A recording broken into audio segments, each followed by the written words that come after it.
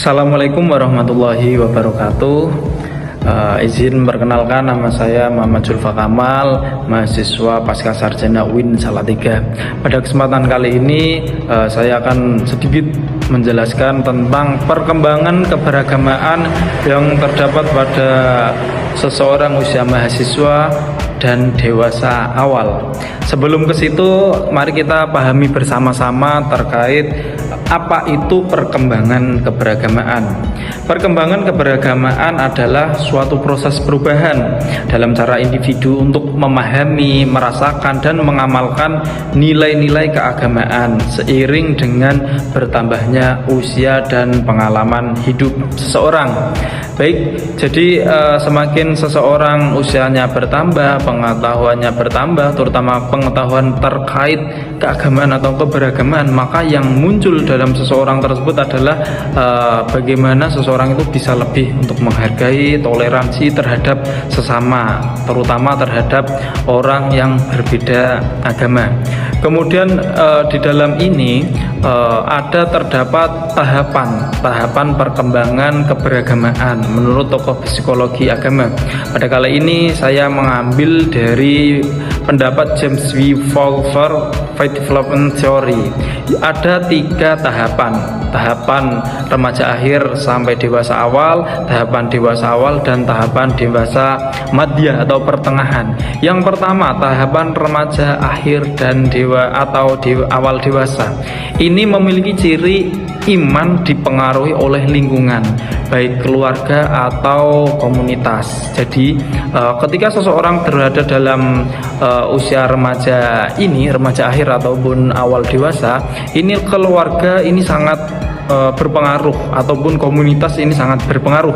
Maka sudah selayaknya kita sebagai orang yang berhadapan langsung dengan anak-anak atau remaja atau di bidang pendidikan, kita harus bisa mengarahkan orang atau anak-anak itu terhadap keluarga yang punya lingkungan baik atau komunitas yang baik. Jangan sampai seseorang itu salah komunitas atau salah hubungan.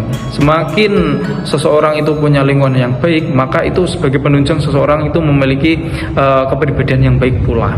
Kemudian ada ciri belum kritis, yaitu cenderung mengikuti tanpa banyak pertanyaan. Pada tahap ini seseorang memang ketika mau melakukan apapun, terutama yang berkaitan dengan agama, ya udah mengikuti sosok orang yang dituakan atau sosok orang yang lebih tahu. Contoh, ketika kita di tahap remaja, ketika kita melakukan sholat, puasa ataupun apa itu, kita hanya sebatas mengikuti apa yang dilakukan oleh orang tua atau orang dewasa. Kemudian tahap yang kedua, dewasa awal. Di dewasa awal ini terdapat ciri-ciri yang pertama, mulai mempertanyakan akan ajaran dan keyakinan. Nah, sejauh ini kita kan seseorang yang sudah dilahirkan mungkin dalam keadaan Islam, maka di tahap dewasa awal ini akan mulai timbul pertanyaan terkait ajaran atau keyakinannya. Apakah sejauh ini keyakinan yang saya yakini sudah benar? Apakah yang saya yakini ini ada dasarnya? Terus kemudian ketika dasar itu dasarnya apa? Ini sudah mulai ada pertanyaan. Maka sebagai orang tua atau sebagai orang yang lebih dewasa, ya kita harus bisa memberikan edukasi, memberikan apa yang ingin dicari ketahui oleh seseorang tersebut yang berada di dewasa awal.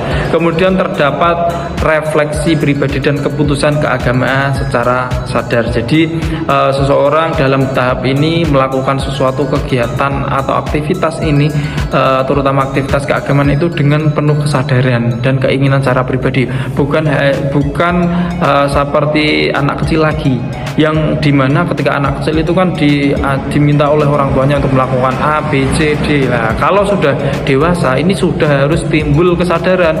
Sudah saatnya sholat ya harus sholat, sudah saatnya bulan Ramadan ya harus puasa, sudah saatnya melakukan ini ya harus melakukan ini itu. Kemudian ada tahap dewasa madya atau dewasa pertengahan. Ini contoh cirinya adalah menerima paradoks dan kompleksitas iman. Lah ini semakin dewasa kita harus bisa menerima bahwa keyakinan yang ada di sekitar kita ini bukan keyakinan yang seiman tapi ada beberapa keyakinan di luar sana, jadi kita harus menghormati. Kemudian terbuka terhadap kepercayaan lain tanpa kehilangan identitas diri. Lah ini semakin kita dewasa, semakin banyak pengetahuan terkait keagamaan, lah ini kita bisa mempertahankan identitas diri.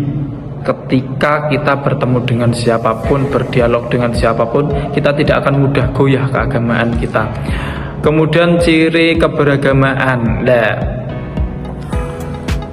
ini ciri keberagamaan ini dilihat dari beberapa aspek. Yang pertama ada aspek kognitif.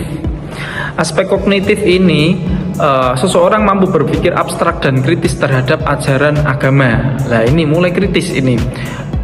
Apakah ada manfaatnya, apakah ada dalilnya sholat yang kita lakukan saat ini, puasa yang kita lakukan saat ini, dan lain-lain sebagainya. Nah ini mulai kritis, mulai mencari jawaban dan rasa ingin tahu. Kemudian dari aspek afektifnya, tumbuh kesadaran emosional terhadap nilai-nilai spiritual. Nah, jadi semakin dewasa, semakin bertambah usia, semakin bertambah intelektual pengetahuan kita, maka nilai-nilai spiritual yang muncul dalam diri kita itu juga semakin bertambah. Tuh. Aspek perilaku, lebih selektif dalam memilih ibadah dan komunitas keagamaan. Jadi sudah seharusnya seseorang ketika tambah wawasan keagamaannya harus bisa selektif dalam melakukan kegiatan apapun dan dalam bergabung dengan seseorang, karena memang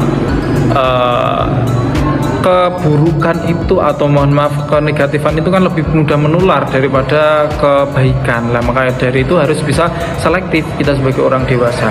Kemudian dari aspek sosial, tertarik pada isu-isu sosial, keadilan dan makna hidup dalam perspektif agama itu. Lah itu kita sosial kita juga semakin bertambah, semakin seseorang itu paham keagamaan, semakin bertambah pula paham akan kesadaran kita terhadap sosial. Kemudian ada faktor yang mempengaruhi perkembangan keberagamaan. Jadi setelah kita memahami ciri, ya ini faktor-faktornya. Seseorang itu seusia dewasa, seusia remaja, pasti antara individu yang lain satu dengan yang lainnya pasti memiliki tingkat perkembangan keberagamaan yang berbeda. Itu karena beberapa faktor. Di antaranya yang pertama adalah faktor lingkungan keluarga. Kalau dari kecil kita lingkungannya sudah bagus, sudah baik, maka kita sudah pasti dari awal kita juga sudah memiliki keberagamaan kita baik. Itu kalau lingkungan kita di keluarga kita baik. Tapi mohon maaf sebaliknya, kalau sejak kecil lingkungan di keluarga kita mohon maaf kurang baik, keluarganya ada yang mabuk, judi dan lain-lain sebagainya. Nah itu juga menjadi juga menjadi motivasi bagi anak-anaknya untuk melakukan hal tersebut. Nah diyakini oleh anaknya itu hal yang wajar, yang sudah biasa dilakukan oleh orang, dan makanya ini sangat berpengaruh lingkungan keluarga ini. Kemudian teman sebaya atau komunitas yang ada di sekitar kita. Lah, kita kan tahu, kita kalau pengen menilai seseorang itu kan bisa dinilai dari teman yang ada di sekitar kita. Maka dari itu, lah kita juga harus bisa memilah-memilih terhadap teman yang akan kita gabungi. Kalau kita merasa belum bisa memberikan pengaruh terhadap sekitar kita, kita harus bisa memilih teman biar kita tidak terpengaruh buruk. Kemudian pengalaman spiritual pribadi, kemudian ada krisis identitas atau eksistensial, kemudian ada pendidikan agama dan filsafat, kemudian juga ada media sosial dan budaya populer. Nah, yang terakhir ini ada media sosial dan budaya populer. Ini sangat berpengaruh terhadap seseorang, apalagi kita zaman IT, zaman AI, banyak bisa diakses. Kita pengen mengetahui hal-hal baik bisa, kita pengen mengetahui hal-hal buruk juga bisa. Nah, bagaimana cara kita untuk meminimalisir hal-hal yang berdampak negatif terhadap keberagamaan kita? Nah, itu jadi kita bisa bersama-sama untuk memanfaatkan media sosial ini untuk yang lebih baik, terutama untuk memperkembangkan keberagamaan terhadap minimal diri pribadi kita. Kemudian tantangan. Nah, ini yang poin kelima ada tantangan keberagamaan di masa mahasiswa atau dewasa. Nah, ini yang pertama pergolakan iman. Pasti seorang mahasiswa atau orang yang dewasa ini ketika masuk usia ini pasti ada pergolakan iman. Jadi kita harus seimbang antara intelektual kita dan spiritual kita, keyakinan harus seimbang. Kemudian ada sikap skeptis atau meragukan terhadap keagamaan yang kita yakini sejak kecil ini. kemudian ada relativisme moral, ada konflik antara nilai agama dan gaya hidup, kemudian ada stres akademik dan transisi hidup, itu dikarenakan kuliah, karir, relasi, dan lain sebagainya. Kemudian yang keenam, bagaimana strategi kita untuk mengembangkan keberagamaan yang terdapat seseorang. Ini ada yang pertama, pendidikan agama yang dialogis dan reflektif. Jadi kita harus menambah pengetahuan kita terhadap keagamaan dan juga bisa merefleksikan kepada kehidupan kita. Jadi semakin hari akan semakin bertambah baik. Kemudian komunitas keagamaan yang suportif, jangan sampai kita bergabung dengan komunitas keagamaan yang kurang mendukung lebih baik. Yang ketiga, bimbingan rohani dan konseling eksistensial. Yang keempat, ada pengembangan spiritual melalui kegiatan sosial dan meditasi. Yang kelima, ada membuka ruang diskusi. Nah, ini diskusi baik internal keagamaan ataupun eksternal keagamaan. Kemudian yang terakhir, contoh penerapan bagaimana meningkatkan keberagamaan seseorang. Yang pertama, bisa dilakukan yang namanya kajian tematik, baik di kampus atau dimanapun. Mungkin yang berkaitan dengan agama dan sains, agama dan HAM, ataupun agama dengan yang lainnya, yang dimana itu sebagai penunjang kita untuk lebih membuka wawasan kita terhadap keberagamaan. Yang kedua, bisa retreat mahasiswa atau spiritual camp. Itu bisa kita lakukan mungkin beberapa hari, menginap dan melakukan kegiatan spiritual keagamaan, fokus di situ untuk keagamaan. Yang ketiga, ada mentoring agama atau pembinaan iman. Jadi ini, meskipun kita secara intelektual wawasan kita bisa bertambah, tapi kita juga perlu yang namanya guru spiritual atau guru keagamaan. Jadi biar ada yang membimbing atau membina iman kita. Kemudian ada kegiatan sosial berbasis nilai keagamaan. Jadi jangan hanya melakukan kegiatan sosial ini tanpa dasar. Nah, kita harus bisa melakukan kegiatan sosial, kerja bakti, gotong royong, dan lain-lainnya itu punya nilai-nilai keagamaan di situ. Ya, mungkin itu yang bisa disampaikan terkait keberagamaan yang ada pada mahasiswa dan dewasa awal. Kurang lebihnya seperti itu. Wassalamualaikum warahmatullahi wabarakatuh.